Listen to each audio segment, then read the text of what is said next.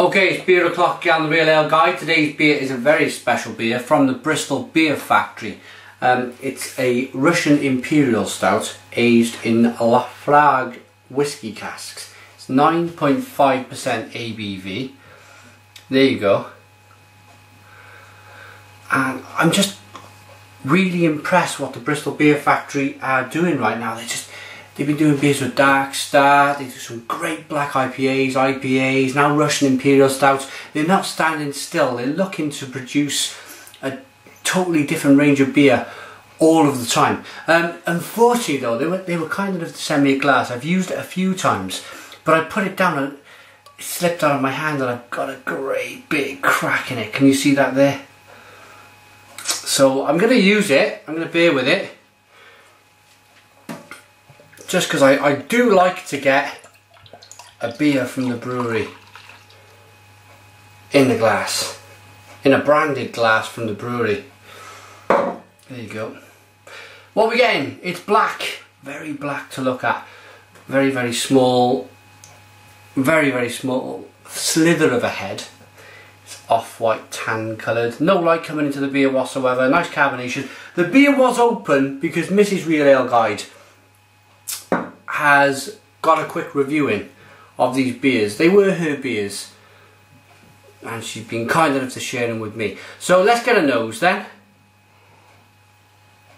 Oh, it smells very smoky, this one. Very peaty and earthy. With hints of chocolate malt. Let's get in. Cheers everyone.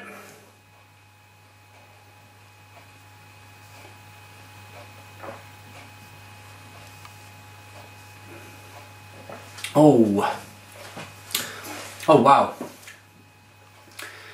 that's an extremely well kind of peaty beer. It's very peaty. It must be from the casks, them Laphroaig casks. I was expecting a lot of whiskey. When you get these beers, especially around the 9.5% ABV category, you kind of think it's going to be a bit whiskey, but it's really kind of blended well with this peaty smokiness. Let's pick up some more flavours then.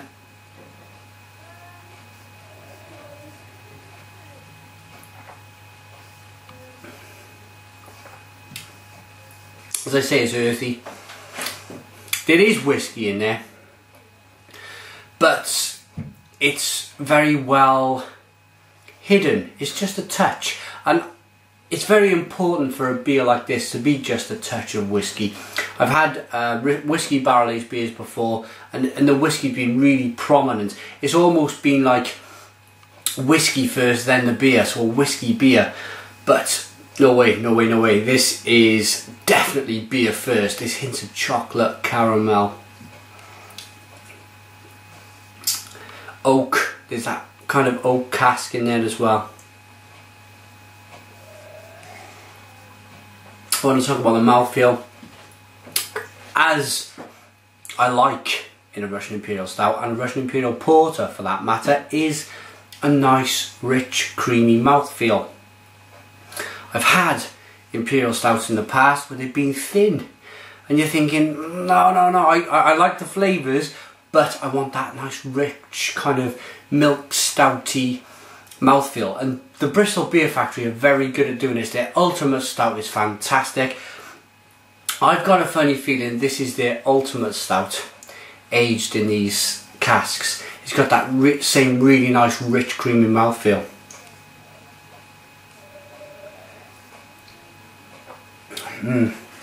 It's a very, very good beer as it's sliding down, dangerously sliding down my throat. I've drunk way over half of that already. I don't think it's a bottle conditioned beer,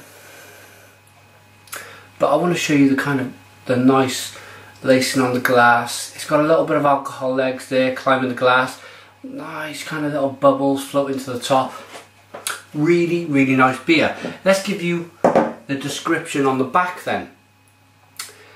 This Imperial Stout has spent 6 months aging in oak, taking on the famous characteristics of Laphroaig's 10-year-old whisky of peat, smoke and the sea.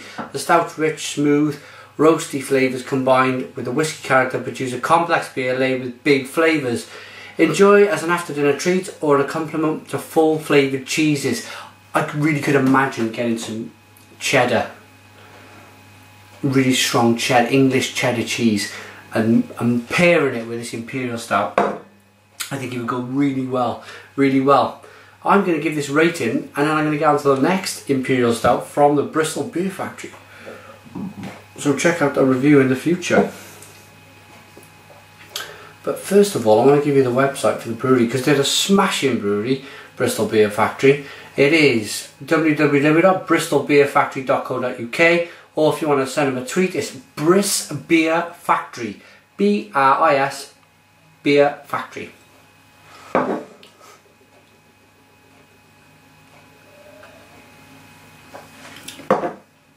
Sunday afternoon, the roast dinner's on.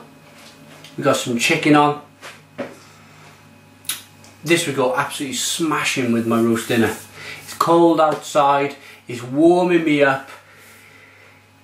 It's, as I say, a really nice relaxing beer for a Sunday afternoon, and I'm going to do that. I'm going to pop the Formula 1 on now, enjoy the rest of these beers after this review of the next beer, which is a Glenlivet, a Bristol Beer Factory's Imperial Stout in Glenlivet casks.